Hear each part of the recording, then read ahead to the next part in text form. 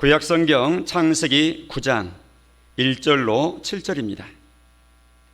하나님이 노아와 그 아들들에게 복을 주시며 그들에게 이르시되 생육하고 번성하여 땅에 충만하라.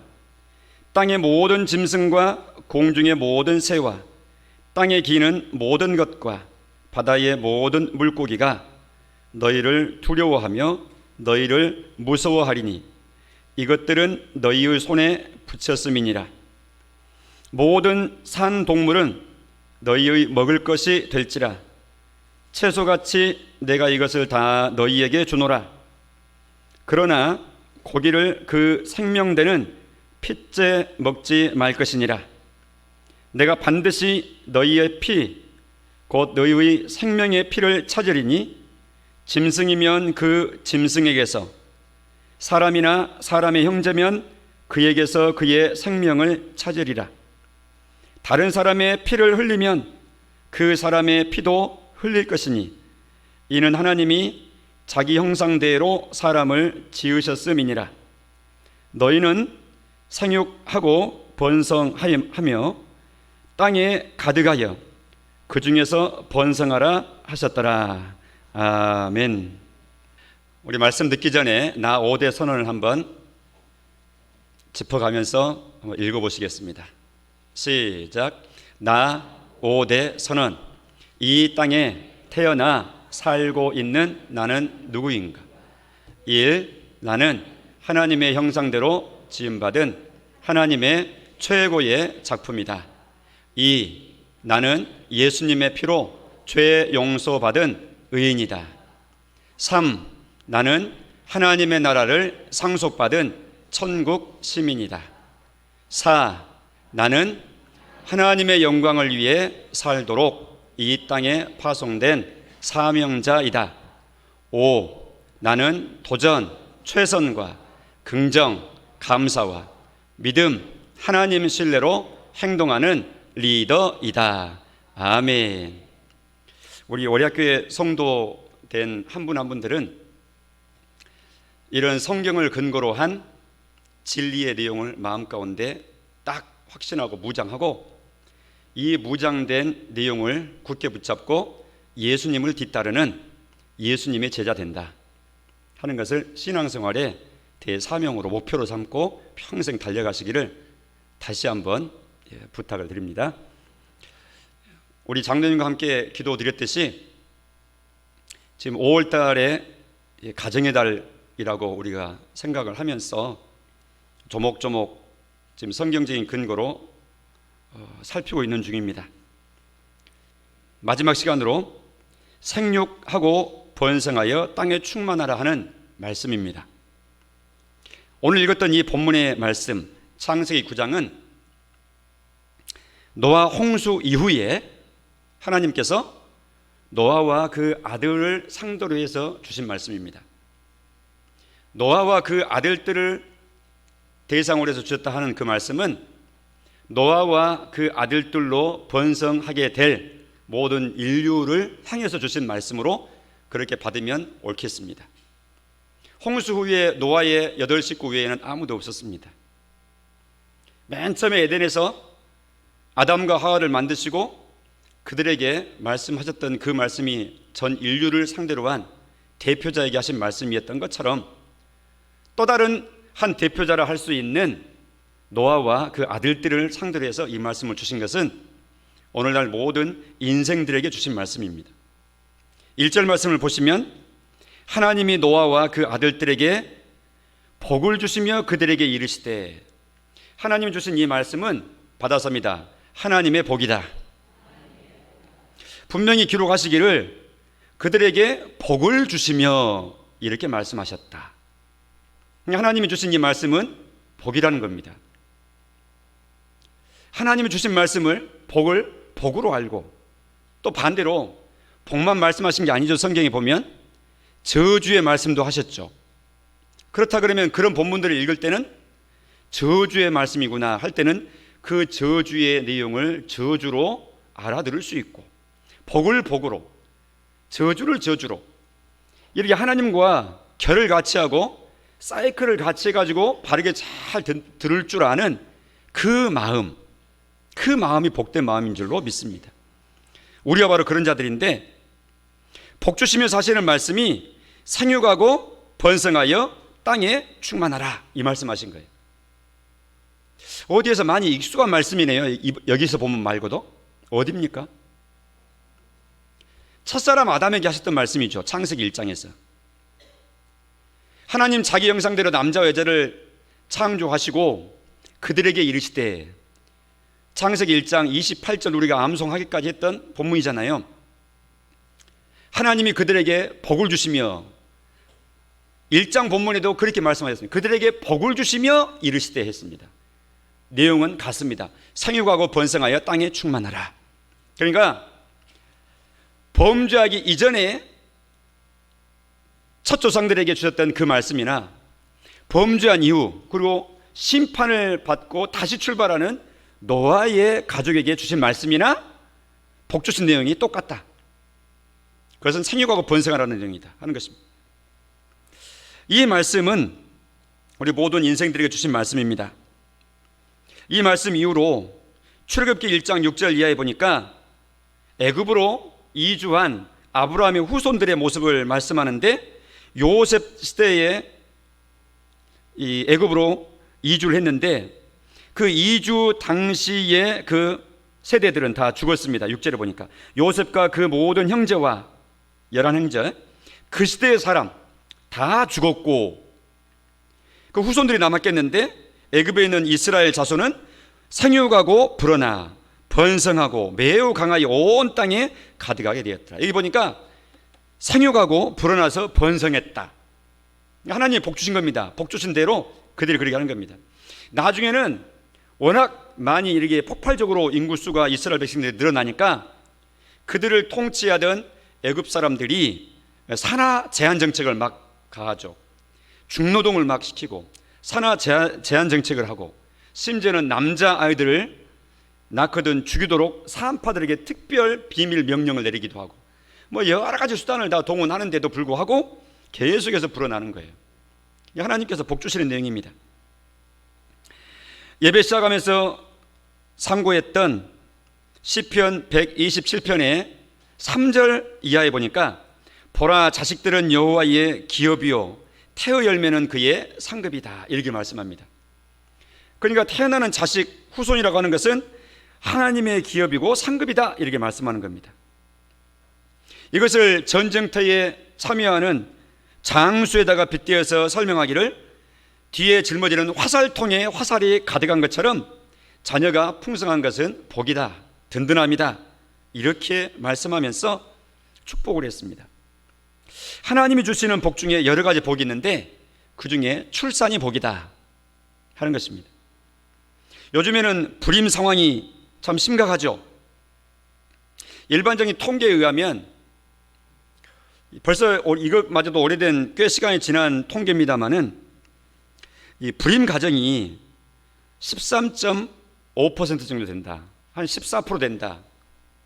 더 쉽게 바꿔서 말하면 10가정 혼인하면 7가정 혼인하면 그 중에 한 가정이 불임 가정이다, 이렇게 됩니다. 7 혼인 가정 중에 한 가정은 자녀 출산이 안 되더라, 불임 가정이다. 이게 심각한 거죠. 근래에 갈수록 옛날보다 불임 가정은 더 심각하다 그럽니다. 이유는 여러 가지죠. 그 중에 특별한 것은 환경의 오염으로 인한 불임의 증가입니다. 특별히 우리가 먹는 것 중에서 환경 호르몬, 우리 아이들이 태어나가지고 혼인해서 자녀를 낳기 시작하고 가임 여성이 되고 출산의 이 시절로 들어가는 20대 후반과 30대 초반에 이르기까지 한 30년 가까이 우리가 계속해서 태어나서 먹고 이렇게 먹는데, 이 먹는 환경 중에 환경 호르몬, 우리 인체에 영향을 주는 환경 호르몬이 너무너무 심각합니다. 그래서 수많은 질병이 생겨나죠. 뿐만 아니라 정자수가 감소하게 되고 또 난임의 환경이 되게 되고, 여성들의 몸 안에는 해가지고 불임이 되는 거예요. 그래서 우리가 신앙생활 할 때 예수 믿고 죄 용서 받아가지고 구원받아 천국 간다, 이렇게만 생각하면 안 된다 그랬죠. 아주 핵심적인 그 내용으로만 그쳐서는 안 되고, 그것은 당연한 핵심 내용이니까 당연한 거고, 구원이라고 하는 것은 그보다 훨씬 더 풍성한 내용을 다 포함하고 있는 단어로 구원이라는 말을 주님은 쓰신다. 우리의 생활의 구원, 또 인간관계에 있어서 구원, 자기 자신이 자기 자신에 대해서 생각하는 부분에 대해서까지 구원, 뿐만 아니라 지금 다루고 있는 이 주제인 이 자녀, 가정에 대한 것까지라도 구원의 풍성함을 맛보면서 이 세상을 살아가는 동안 하나님이 주신 만복을, 분복을, 기업을 누리면서 살도록 하신, 회복하도록 하는 그 내용까지 구원이라고 하는 내용 속에는 다 포함되어 있다 하는 것입니다. 그러니까 다시 주제로 돌아와서 구원의 백성으로 풍성한 삶을 살아가는 중에는 자녀를 낳아서 양육을 하면서 가정을 풍성하게 일구어 나가는 것이 구원 백성이 힘써야 될 내용이다. 그러려 그러면 이런 불임의 원인이 될 만한 내용들을 잘 이렇게 살펴가지고, 그에 대한 지식이 풍성해가지고 이 시대를 분별하고 먹을 것을 잘 먹고 먹지 말아야 될 것 잘 분별하고, 이렇게 해서 가장 적절한 건강을, 또 이 잉태의 환경을 조성해 나아가도록 하는 것, 이게 중요한 겁니다. 나는 애기 낳을 일 없으니까 이렇게 하고 눈 감지 마세요.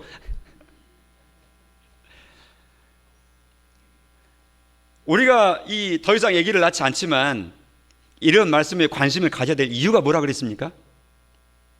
우리가 믿음의 조상으로서 알고 후손들을 자꾸 말을 해줘야 돼요. 말을 담가줘야 돼요. 유익한 소리를 계속해서 들려줘야 돼요. 그러려면 알고 있어야 되잖아요. 손자 손녀가 아무거나 먹으면 안 된다고요. 어차피 다 오염된 세상이에요. 그리고 갈수록 오염이 심각해져 가는 세상이에요. 그러니까 포기하고 막 살자 이렇게 하면 안 되고, 그럼에도 불구하고 우리가 살아가는 날 동안 하나님의 말씀을 보니까 생육하고 번성하고 건강하고 풍성하게 행복하게 살라 그랬는데, 우리가 할 수 있는 범위 내에서는 최선을 다해서 행복의 조건들을 갖춰가면서 살아가야 된다고요. 오늘 말씀에도 보니까 피 먹지 마라 그랬잖아요. 피 먹는 게 죄입니까? 죄는 아니죠. 먹고 싶으면 먹을 수도 있어요. 그러나 먹지 말라는 피를 즐겨 먹는 것은 우리의 건강에 아주 심각함을 초래하게 됩니다. 우리가 의학도는 아니어도요, 주님이 하신 말씀대로 따라가게 되면 건강에도 좋은 거예요.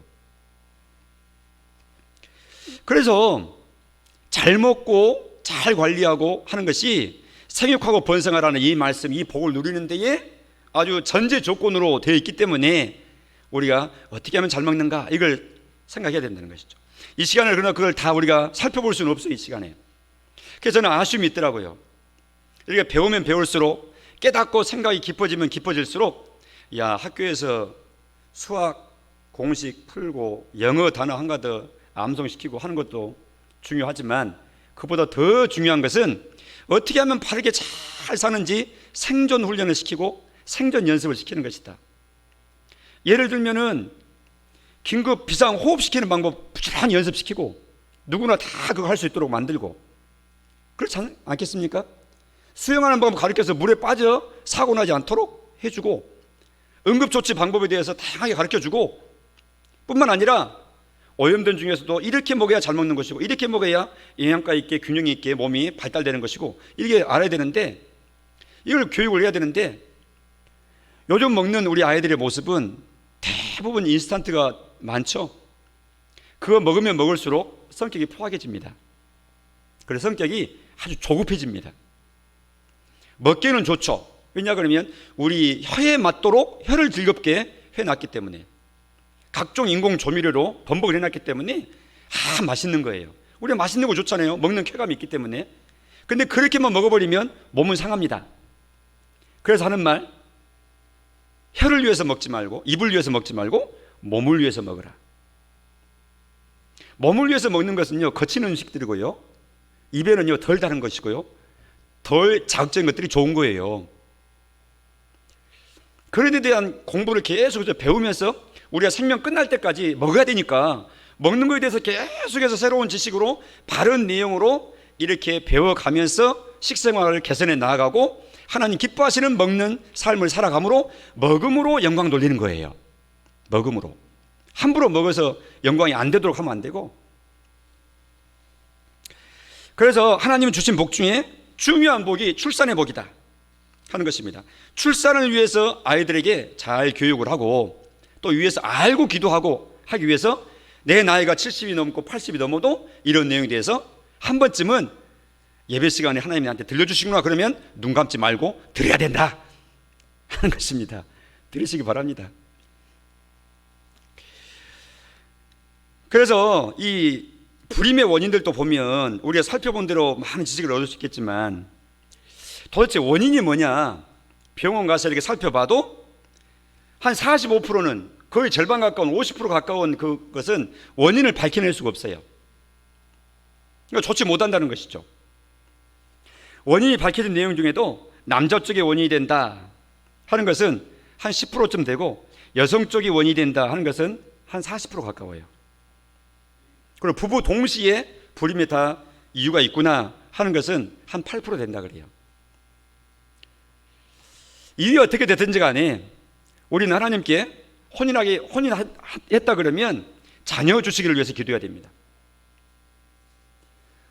우리 월야 믿음의 식구들 가족 중에서도 또 혼인한 자녀들 가정 중에서도 자녀 허락해 주시기를 위해서 기도하는 가족들이 있죠.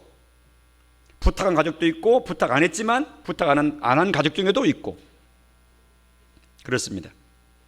아무튼 하나님이 주신 출산은 복이다. 특별히 자녀 출산을 기피하고 있는 이 시대의 흐름에 대해서 우리는 건강한 그리스도인다운 분별과 판정을 할 수 있는 그런 마음의 성경적인 지식을 가져야 된다 하는 것입니다. 이 부분까지 우리는 생각을 해야 됩니다. 출산을 기피하는 요즘 시대, 물론 사교육이니 주택 문제니 여러 가지 문제 때문에 문제가 있죠.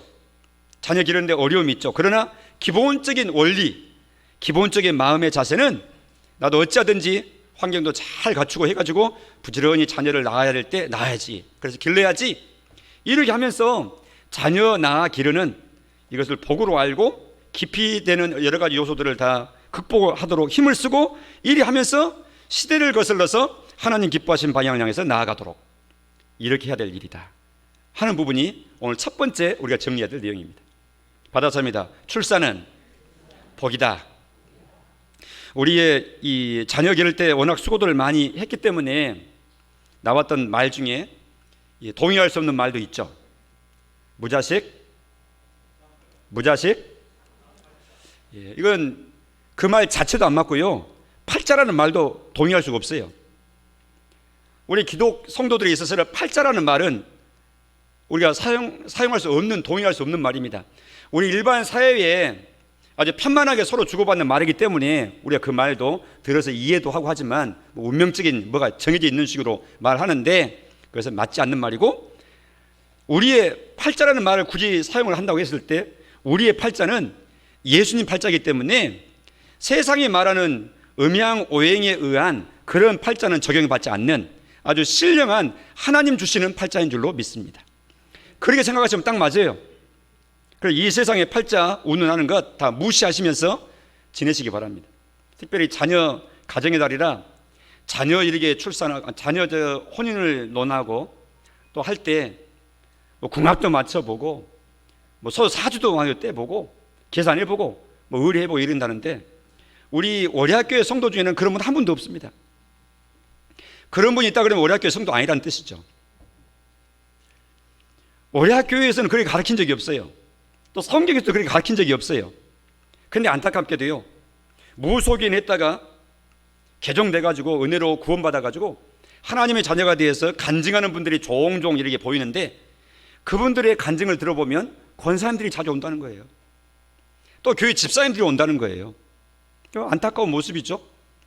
그런 분들은 참 권사도 참 집사도 아닐 겁니다. 더군다나 월야교회에서는 아무도 없어요. 그런 분들은. 할렐루야. 네. 자, 생육하고 번성의 명령을 하나님께서 말씀하시는데 혼인의 목적 중에 한 가지는 출산을 위한 것이다 하고 이미 첫 시간에 우리가 살핀 적이 있습니다. 그런가 하면 생육하고 번성하라는 명령의 또 다른 측면, 그것은 육적인 차원을 벗어난 또 다른 영적인 차원의 내용입니다. 특별히 아브라함에게 이 창세기 22장 17절을 보면 그런 말씀을 하시죠. 우리 같이 한번 읽어보겠습니다. 시작. 내가 내게 큰 복을 주고 내 씨가 크게 번성하여 하늘의 별과 같고 바닷가의 모래와 같게 하리니. 여러분, 창세기 22장입니다. 창세기 22장은 무슨 장입니까? 창세기 22장 그러면 모리아 산의 사건입니다. 네 독자 이삭을 바쳐라 해서 하나님께서 아브라함에게 3일 가서 모리아 산에 올라가 가지고 독자 이삭을 하나님 앞에 제물로 바치도록 했던 그 일이 기록된 장이 창세기 22장인데, 그 일을 다 마치고 나서 하나님께서 아브라함에게 복을 주신 내용이에요. 독자 이삭까지라도 하나님께 넉넉히 바치는 그 모습을 보면서 멈춰놓고 하시는 말씀 중에 17절, 내가 네게 큰 복을 주겠다. 여기서도 복을 말씀합니다. 무슨 말씀인가 했더니 네 씨가 크게 번성할 것이다. 여기서 생육하고 번성하는 복을 말씀하는 거예요. 그러니까 네가 바치려고 했더니 이삭, 이 한 아들인데 이 아들로 인해서 네 씨가 크게 번성하게 만들겠다, 이를 말씀하는 겁니다. 그러니까 1차적으로는 이 이삭을 아브라함으로 이삭으로 그 다음에 이삭의 아들 두 쌍둥이 에서 야곱으로 해가지고 계속해서 이 혈통의 인구 번성, 자손 번성을 하나님께서 말씀하신 것이죠. 그런데 동시에 아주 이중적인 의미를 말씀하는 거예요. 하늘의 별과 같고 바닷가의 모래같이 하겠다. 굳이 하늘의 별에만 말해도 되고 바닷가의 모래만 가지고도 말할 수 있는데 하나님께서는 하늘의 별이다, 바닷가의 모래다 이렇게 말씀한다고요. 하늘을 말씀하신 것이고 땅을 말씀하는 것이죠. 그러니까 땅의 씨도 번성케 하겠지만 하늘의 씨도 번성케 하겠다는 말씀을 여기서 은근히 지금 집어넣어서 이중적으로 지금 말씀하시기 시작하신 거예요. 하나님께서 하늘의 별, 하늘에 속한 자손으로 별처럼 하겠다, 땅에 속한 자손으로 모래처럼 하겠다는 겁니다. 은근히 지금 두 방향으로 나뉘어져 가는 분위기를 우리는 느끼죠. 왜냐하면 뒤에 가서 이게 확실해지기 때문에 거슬러서 이 본문을 보니까 여기서부터 출발했구나, 이렇게 우리가 느끼기 시작하는 거예요. 자손에는 하늘의 자손이 있고 땅의 자손이 있는 겁니다. 아브라함에게 지금 그걸 구분해서 말씀하고 있는 것이죠. 로마서 4장 16절에 아브라함과 관련돼서 이렇게 말씀합니다. 율법에 속한 자에게 뿐만 아니라 아브라함의 믿음에 속한 자에게도 그러하니 아브라함은 우리 모든 사람의 조상이라. 자, 아브라함이 누구 조상이라고요? 모든 사람의 조상이라. 지금 여기서 말씀할 때는 벌써 믿음의 세계에 들어와 사시는 말씀입니다. 읽었던 본문 로마서 4장 16절 중간에 보니까 아브라함의 믿음에 속한 자 이런 표현을 해요. 따라합니다. 아브라함의 믿음. 한 번 더. 아브라함의 믿음. 자, 믿음을 논할 때 아브라함의 믿음을 말하고 있어요. 그러니까 믿음으로 보면 아브라함의 믿음과 똑같은 믿음으로 아브라함의 믿음에 속한 자가 있다. 그 사람에게는 아브라함도 그 사람의 조상이다. 그래서 아브라함을 이끌어서 받아합니다. 믿음의 조상. 무슨 조상? 혈통에 의한 조상이 아니라 무슨 조상? 믿음 때문에 조상으로 모시게 된 후손이라고 말이죠. 혈통으로는 우리는 대한민국 사람이에요.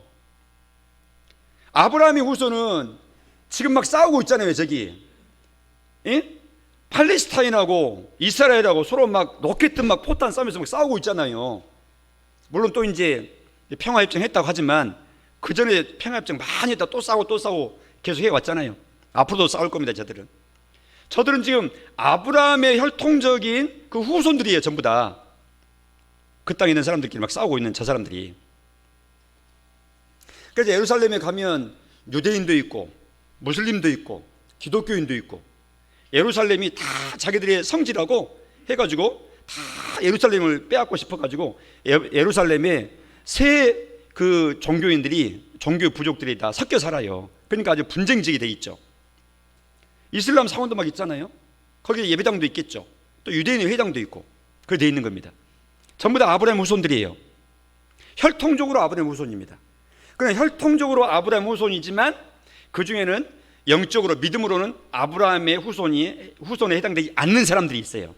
반대로 혈통으로도 아브라함의 후손이면서 믿음으로도 영적으로도 아브라함의 후손까지 된 사람들도 있어요. 복된 사람들이죠. 복된 유대인들이죠.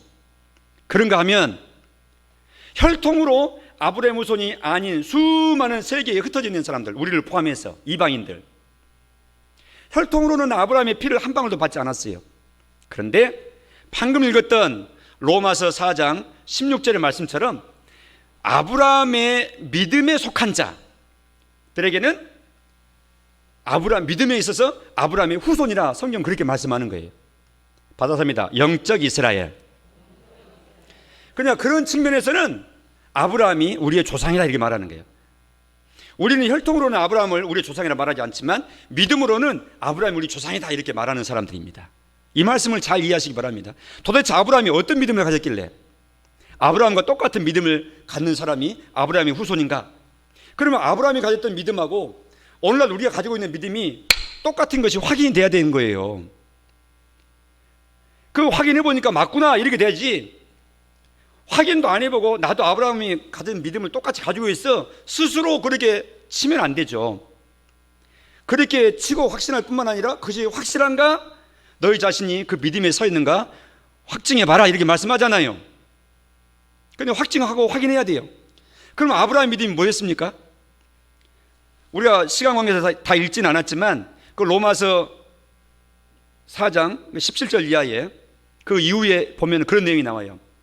아브라함이 100세나 돼가지고 자식을 낳을 수 없어요. 10살에 뒤떨어진 연하인 아내 사라도 생리가 다 끊겨졌어요. 그러니까 남자도 임신을 시킬 수 없는 사람이고 여성의 몸으로도 임신을 할 수 없는 몸인데 다 생산력이 끊어져 버린 아브라함과 사라 부부인데 하나님께서 말씀하신 거예요. 내가 내년 이맘때, 내년 후에 1년 후에 너 100세 될 때 아들을 주겠다 이렇게 말씀하는 거예요. 그런데 그 말씀을 들었을 때 아브라함이 마음 가운데 하나님이 하시는 그 말씀을 믿었다는 거예요. 생산할 수 없는 자기와 자기 아내를 통해서 아들을 주겠다는 하나님의 약속을 의심하지 않고 믿었대요. 그래서 죽은 자와 방불함, 죽은 자와 같은 자기 부부를 통해서 생명을 주시겠다는 하나님의 약속을 그들이 믿음으로, 그 믿음을 하나님께서 의로 여기셨다, 옳다 인정해 주셨다. 이것이 아브라함의 믿음이라고 그랬어요. 그렇게 해서 태어난 아이가 바다사입니다. 이삭이 그렇게 태어났다고요. 그 이삭은 남녀의 정상적인 출산의 법칙을 통해서 태어난 아들이 아니고 출산의 법칙에 의하면 다 태어날 수 없는 상황인데 하나님께서 특별하게 하나님의 능력으로 주신, 비상한 방법으로 주신 아들이 바로 이삭입니다. 그렇게 믿음으로 받은 거예요. 그 이삭은 그 비상한 방법으로 오셔가지고, 하나님의 방법으로 오셔가지고 하나님의 역사를 이루시게 될 예수 그리스도를 예표하는 구약의 예수님이 모습이 바로 이삭의 모습 속에 담겨 있는 거예요. 무슨 말입니까? 예수님이 이 세상에 태어나실 때 남자의 씨로 태어난 사람이 아니라 성령으로, 영으로 잉태된 특별한 방법, 하나님의 비상한 방법을 개입하셔가지고 무죄하게 이 세상에 보냄받은 분이 예수님이셨고, 그 예수님을 통해서 십자가에서 우리의 모든 죄를 다 해결하시는 하나님이셨다. 그 예수님이 너희의 구주다 하고 우리에게 소식이 들려질 때 내 마음 가운데 아멘 하고 믿는 이 믿음, 이것이 바로 태어날 수 없는 중에 태어난 이삭을 믿음으로 받았던 아브라함의 믿음이나 하나님의 방법으로 특별히 오셔가지고 우리 죄를 위해서 죽으셨다고 하는 예수님을 믿는 믿음이나 동일한 믿음이다 하는 것입니다. 할렐루야. 이것이 바로 아브라함의 믿음입니다. 우리가 예수 믿는 믿음은 아브라함의 믿음과 동질의 믿음이다. 그 믿음이 바로 아브라함의 후손이 되는 자격이 되는 것이고 아브라함을 믿음의 조상으로 고백하는 자격을 얻는 것이다 하는 것입니다. 자, 이처럼 아브라함에게 생육하고 번성하는 복을 약속해 주셨는데, 하늘의 별과 같은 복이다 말씀하셨는데, 이처럼 예수 믿어 하나님의 자녀가 되는 것을 이끌어서 생육하고 번성한다 이렇게 말씀하는 겁니다. 오늘날 그렇기 때문에 우리가 나이로는 아기 낳을 수 없고, 또 혼인도 안 했는데 처녀총각이 어떻게 아기 낳아요? 아기 낳을 수 없고, 나는 또 남편도 없는데 어떻게 아기 낳을 수 있어요? 아기 낳을 수 없고, 나는 초등학생인데 어떻게 아기 낳을 수 있어요? 아직은 아닌데 아기 낳을 수 없고. 육체적으로는 아기 낳을 수 없는 사람들이 많지만, 그러나 영적으로는 아기를 계속해서 낳을 수 있다. 무슨 아기냐? 믿음의 자손을 낳는다. 할렐루야. 복음으로 믿음의 자손을 낳는 것을 생육하고 번성한다. 이렇게 동시에 말씀하고 있다는 사실. 그래서 오늘 말씀의 제목 생육하고 번성하라 이런 명령했는데, 앞으로 시집장가 가가지고 아기를 낳아야 될 이 사람들에게 있어서는, 성도들에게 있어서는 그 명령을 충실하게 이행할 순종의 마음을 마음 가운데 가지시고, 이미 그 생물학적인 생육과 번성에 대한 관계가 없는 사람이 되어 있는 우리들에게 있어서는 영적인 생육 번성의 복을, 명령을 마음 가운데 기억을 하시면서 내 생명이 끝나는 그 순간까지 열심히 생육하고 번성하는 이 힘을 쓰도록 주님 앞에서 사명 감당하는, 명령 수행하는 우리가 되어야 될 것이다 하는 것입니다. 초대교회는 이 일을 열심히 했습니다. 사도행전 2장 41절 말씀 같이 읽어봅니다. 시작. 그 말을 받은 사람들은 세례를 받으며 이 날에 신도의 수가 3,000이나 더하더라. 오순절날 베드로를 포함한 사도들에 의해서 길거리에서 크게 외침을 받았는데, 그 말을 듣고 예수님을 구주로 믿기로 작정한 사람이 3,000명이 됐다는 거예요. 폭발적인 번성이었죠. 사도행전 4장 4절에도 말씀을 들은 사람 중에 믿는 자가 많으니 남자의 수가 얼마나 되었다고요? 약 5,000이나 되었더라. 그러니까 예루살렘에서 지금 있었던 초대교회의 오순절 이후의 모습들입니다.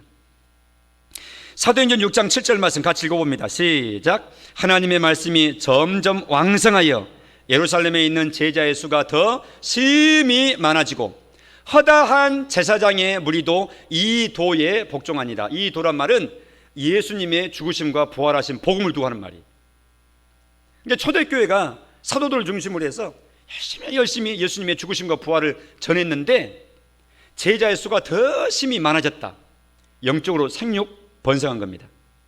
심지어는 허다한 제사장의 무리들, 유대인들도 많이 개종해가지고 예수 믿는 유대인들이 되었다 하는 것입니다.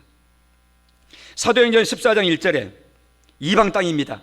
시작. 이에 이고니온에서 두 사도가 함께 유대인의 회당에 들어가 말하니 유대와 헬라의 허다한 무리가 믿더라. 바울과 바나바가 이방인 지역에 선교를 갔는데, 터키라고 하는 그 나라에 선교를 갔는데 그곳에서 있었던 일이에요. 복음을 전함으로 영적 자녀를 출산하는 모습을 말씀하는 겁니다. 이처럼 초대교회는 열심히 복음을 전해서 믿는 사람들을 출산시켰던 것이죠. 사도 바울에게만 더 집중해 보면 고린도전서 4장 15절에 그렇게 말합니다. 그리스도 안에서 1만 스승이 있으되 아버지는 많지 아니하니. 다 같이 시작. 그리스도 예수 안에서 내가 복음으로써 너희를 뭘로 낳았다고요? 누가요? 내가 그랬잖아요. 내가는 누구죠? 사도 바울이에요. 고린도 교회 지금 하는 편지글에 내가 복음으로써 고린도 교회 성도 여러분들을 낳았습니다. 여러분들은 복음의 자식들입니다. 복음으로 인한 나를 통해 태어난 자녀들입니다. 보통 혈통에 의한 족보를 얘기하듯이 그런 식으로 말하자 그러면 내가 여러분의 복음으로 낳은 여러분의 아버지고 여러분은 복음의 자녀들입니다. 이런 식으로 말한 겁니다. 제가 CCC에서 훈련을 하고 할 당시에 그런 말이 아주 유행이었어요. 지금도 아마 CCC에는 그렇게 하고 있을지 모르겠는데, 우리 할아버지입니다. 저 사람은 이렇게. 아니 똑같은 대학생들인데 캠퍼스 내에서 할아버지래. 할아버지. 그건 무슨 뜻이죠? 저 대학생이 제자 훈련 시켜가지고 복음 전하고 제자 훈련 시켜서 아들격 됐는데, 그 아들격 된 사람한테 자기는 가르침 받은 거야. 그러니까 족보로 얘기하면 할아버지야. 그리고 손자고. 젊은 청년들끼리 그렇게 얘기하는 거예요, 서로 간에. 그럼 무슨 뜻인지 알아들으시겠죠? 복음은 계속해서 다른질하고 또 바톤 이어달리기 하고 또 이어달리기 하고 이렇게 해서 이어지고 한다는 뜻이죠. 사도 바울이 고린도 교회 성도들을 복음으로 낳았다 이렇게 말하는 거예요. 빌레몬서 1장 9절 10절을 보면 빌레몬이라고 하는 사람에게 사도 바울이 보낸 편지입니다. 도리어 사랑으로서 간구하노라. 나이 많은 나 바울은 지금 또 예수 그리스도를 위하여 갇힌 자가 되어, 사도 바울이 로마의 감옥에 지금 갇혀 있는 상태에서 지금 편지를 감옥 밖에 있는 저 멀리 있는 빌레몬한테 보내는 겁니다. 뭐라고 쓰는 거 하니까 갇힌 자로 있는데 10절 다 같이 시작. 갇힌 중에서 낳은 아들 오네시모를 위하여 네게 간구하노라. 받아서입니다. 오네시모라고 하는 사람은 도망친 노예입니다. 그 주인은 지금 바울이 편지를 받아서 바울의 편지를 읽고 있는 빌레몬이라고 하는 사람입니다. 신약 성경에 빌레몬서가 있는데 바로 그 빌레몬이에요. 빌레몬 주인 밑에서 노예 종살이 하다가 오네시모라고 하는 사람이 견디다 못해 도망가 버린 거예요. 로마 시대에 도망간 노예가 발각되고 붙들리면 죽습니다. 처형당합니다. 그런데 도망을 가가지고 어떻게 만났는지는 모르지만 감옥 안에 있는 바울을 만난 거예요. 로마에서 바울을 통해서 복음 전달을 받고 그가 개종을 한 겁니다. 그리고 계속해서 바울과 함께 교제하고 바울 밑에서 계속해서 대화하고 또 듣고 배우고 간증 듣고 이렇게 교육받고 그런 비공식적인 여러 교육의 기회를 통해서 이 오네시모가 아주 복음의 일꾼이 된 거예요. 그래서 바울은 감옥 안에 있지만 오네시모는 아주 오른팔 역할을 한 것입니다. 그러나 이제는 옛날 일을 정리를 해야 될 때가 돼서 지금 편지를 보내는 것이 바로 빌레몬서예요. 내가 지금 당신이 도망쳐 나온 오네시모를 만나서 내가 복음으로 오네시모를 낳은 아들이 되었다. 당신한테 간구한다. 도망쳤지만 이제는 용서해라. 옛날에는 해를 끼치고 무익한 종이었지만 이제는 예수님 안에서 우리의 동역자가 되고 형제가 되었기 때문에 옛날 생각은 다 걷어버리고 이제는 예수님 안에서 새롭게 이 사람을 보고 형제로 받아주시기를 바란다 하고 오네시모를 위해서 바울이 옛 주인 빌레몬에게 지금 사정 얘기를 하는 겁니다. 이때에도 했던 표현, 우리가 같이 읽었던 10절, 갇힌 중에서 낳은 아들 오네시모라. 바울이 장가간 적이 없어요. 낳았단 말은 복음으로 낳았다는 말입니다. 이처럼 사도 바울은 복음으로 많은 자녀들을 낳은 겁니다. 디모데전서에 의하면 디모데도 참 아들이다. 데살로니가 교회도 복음으로 여러분들이 아들 되었다 이렇게 말합니다. 여러분 요한계시록 7장 9절 말씀을 같이 읽어보겠습니다. 시작. 내가 보니 각 나라와 족속과 백성과 방언에서 아무도 능히 셀 수 없는 큰 무리가 나와 흰옷을 입고 손에 종려가지를 들고 보호자 앞과 어린 양 앞에 서서 찬양하더라 하는 내용이거든요. 사도 요한이 하나님 보여주신 하늘의 환상을 기록하기를 보니까 각 나라와 족속에서 수많은 흰옷 입은 무리들이 모아가지고 한꺼번에 하늘에서 하나님을 예배하고 있더라 하는 것이죠. 이 사람들의 출현전을 보니까 각 나라에서 왔다, 각 족속에서 왔다, 각 백성 중에서 나왔다, 각 방언 언어 중에서 나왔다. 다 이방인들이죠, 혈통으로 보면. 그러니까 복음으로 탄생된 영적인 믿음의 아브라함의 후손들입니다. 구원받은 하나님의 백성들이죠. 이 사람들이 어떻게 구원받았겠습니까? 믿음으로 구원받았죠. 물론 뭘 믿었겠습니까? 전달받은 복음을 듣고 믿은 겁니다. 무슨 결론입니까? 그러면은 땅끝까지 복음이 증거돼 가지고 복음이 닿는 처처에서 하나님의 택정을 받았던 그 수많은 사람들이 복음으로 구원받고 탄생되고 출생되고 했다는 뜻이죠. 그것을 보자는 겁니다. 이 본문을 통해서. 하나님은 오늘 본문 말씀에 노아에게 복 주셨습니다. 명령하셨습니다. 생육하고 번성하고 땅에 충만해라. 이걸 우리 혈통적으로도 받지만 근본적으로는 영적으로까지 받는다 그랬습니다. 우리는 혈통적으로는 더 이상 출산하지 않지만 영적으로는 죽을 때까지 출산합니다. 출산의 기술이 뭡니까? 복음 전에서 출산시키는 겁니다. 그래서 예수님이 마지막으로 하셨던 내용들을 보십시오. 마가복음 1장 38절에 우리가 다른 가까운 마을들로 가자. 거기서도 전도하리니 내가 이를 위하여 왔노라. 예수님이 무엇을 위해서 왔다고요? 내가 다른 마을 가서 또 전도할 텐데 내가 전도하러 왔다. 예수님이 이 세상에 오신 것은 전도하러 오신 거예요. 이 본문에 의하면. 오신 여러 가지 이유를 말할 수 있죠. 십자가 대속을 위해서 왔다, 시범 보이러 왔다, 여러 가지 말할 수 있지만 여기 보니까 전도하러 왔다. 우리는 예수 닮은, 예수 따라가는 예수 제자입니다. 이 세상 살아가는 동안 이 부분을 결코 잊어버리면 안 됩니다. 요한복음 4장 35절에 주님은 또 제자들에게 이렇게 말씀합니다. 넉 달이 지나야 추수할 때가 이르겠다 너희들 말하지. 실제로 들판을 보니까 한 4달쯤 지나야 그때 출세가 되겠구나. 우리가 지금 뭐 기르고 있잖아요. 뭐 심지도 않았는데 앞으로 10월달 말에 돼야 이제 추수할 거 아니겠어요. 앞으로 몇 달 남았구나 이렇게 말하잖아요. 자연현상은 그래요. 농사의 환경은. 그런데 예수님은 거기에 그치지 아니하고 농사 얘기를 하시면서 동시에 바로 옮겨 탑니다. 그러나 같이 시작. 나는 너희에게 이르노니 너희 눈을 들어 밭을 보라. 희어져 추수하게 되었도다. 넉 달 뒤에 추수하지만 눈을 들어봐라. 희어져 추수하게 됐다. 이 밭은 다른 밭을 두고 하는 말입니다. 어떤 밭입니까?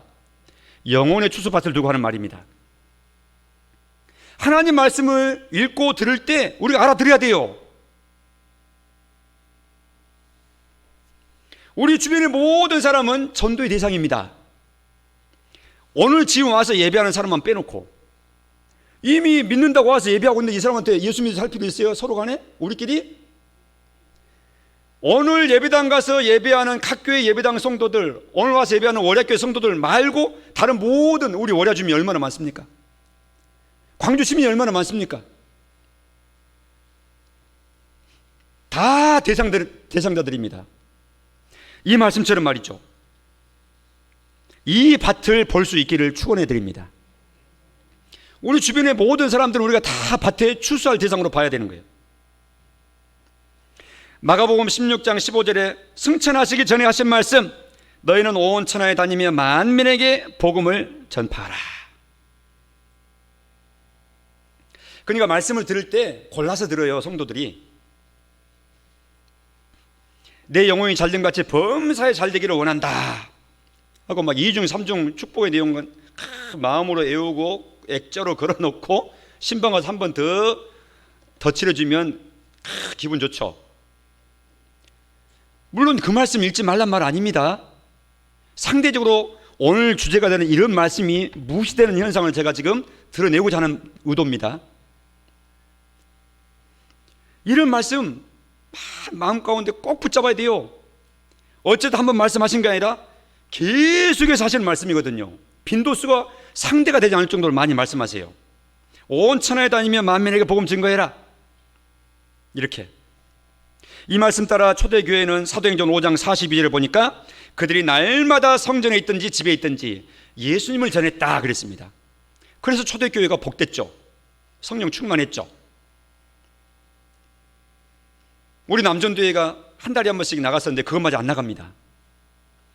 그러면 교회가 복음 전하지 않으면 교회는 잠들어 있는 교회가 되는 것이죠. 또 사명을 한쪽에 치우쳐 놓는, 덮어놓은, 땅속에 묻어놓은 교회가 되는 것이죠. 우리가 말함으로 복음 전했다 만족하면 안 돼요. 우리끼리 복음 전해야 된다 하고 우리끼리 이 주제에 대해서 말함으로 듣고 마음으로 동의함으로 마치 전한 것처럼 만족하면 안 된다 그 말이죠. 실제로 전해야 됩니다. 실제로 초청을 해야 됩니다. 산울가로 가서 산가로 가서 전해야 됩니다. 교회 가세, 하나님 믿세 같이 이렇게 말해야 되는 거예요. 사도행전 20장 24절에 사도 바울은 마지막 고별 설교라는 에베소 교회 장로들과 성도들 향해서 하는 말이, 나는 주 예수께 받은 사명이 있는데 내가 내 생명을 하나도 그 사명을 위해서 죽는 데까지 나아가도 귀한 것으로 여기지 않습니다. 즉 생명보다 더 귀한 맡은 사명이다. 봤더니 뭔가 했다니까 곧 하나님의 은혜의 복음을 증언하는 일, 이렇게 말하고 있어요. 복음 전하고 전도하고 다른 사람에게 복음 듣도록 하는 것을 생명 바쳐서 해야 될 생명보다 귀한 일이라고 말하고 있다는 사실이죠. 바울은 누구고 우리는 누굽니까? 바울이 생명보다 귀하게 여겼던 것을 우리도 똑같이 귀하게 여겨야 될 사람들이죠. 같은 라인에 서 있는 사람들입니다. 돈 버는 일보다 더 귀한 일이죠. 돈 쓰는 일보다 더 귀한 일이죠. 날마다 전도 들고 와서 복음 전하라 그런 말 아닙니다. 내 마음 가운데 항상 복음을 증거할 기본 마음이 딱 마음 가운데 있어서 거룩한 책임감을 가지고 하나님이 이 일을 위해서 나에게 직분자 삼으셨다. 화목케 하는 직분자 되게 하셨다. 복음을 통해서 죄인과 하나님이 화목케 되는 것이라 그랬는데, 나를 먼저 화목을 시키시더니 나에게 화목케 하는 복음 증거자의 역할을 맡기셨다. 직분 감당해야 되는데 직분을 감당하지 않으면 안 되는 거 아니겠어요? 교회는 복음 전하는 단체입니다. 복음을 전할 때 교회가 건강한 교회가 되는 것이고 사명 감당하는 교회가 되는 것이죠. 오늘 주님이 명령하십니다. 본문의 노아에게 홍수 끝난 뒤에 그들에게 하시는 말씀, 생육하고 번성해서 땅에 충만해라. 우리는 이제 두 가지 의미로 다 봤습니다. 열심히 자녀 낳아서 기르고 바르게 기르고 내 생명 끝날 때까지 주의 복음을 통해서 많은 자녀들을 낳고 이미 낳아진 자녀들을 방치된 유기된 버려진 아이처럼 방치하지 않고 열심히 복음으로 또 기르고 먹이고 물 주고 이렇게 해서 성장해 나가도록 복음을 끼고 평생을 살아가야 될 남은 생으로 마음 가운데 분명히 해서 생육하고 번성을 하는 이 명령 마음 가운데 잊지 말고 이행하는 사명 잘 감당하는 건강한 월약교회 성도들 다 되시기를 주님의 이름으로 축원합니다. 기도하겠습니다. 하나님, 생육하고 번성하라 하신 이 말씀 복을 주시면서 하셨다 했는데 이 복을 우리가 누리게 하여 주시옵소서. 우리 학교의 성도들 가정들마다 후손이 번성하게 하시고 잉태하게 하시고 건강하게 하시고 번성한 가문을 형성케 하여 복을 누리게 하여 주시옵소서. 우리 학교의 모든 성도들이 영적인 믿음의 후손을 또 많이 출산하게 하시고 또 끝까지 양육해 나가는 우리가 되어서 생육 번성하는 믿음의 세대를 형성케 하여 주옵소서. 예수님 이름으로 기도합니다. 아멘.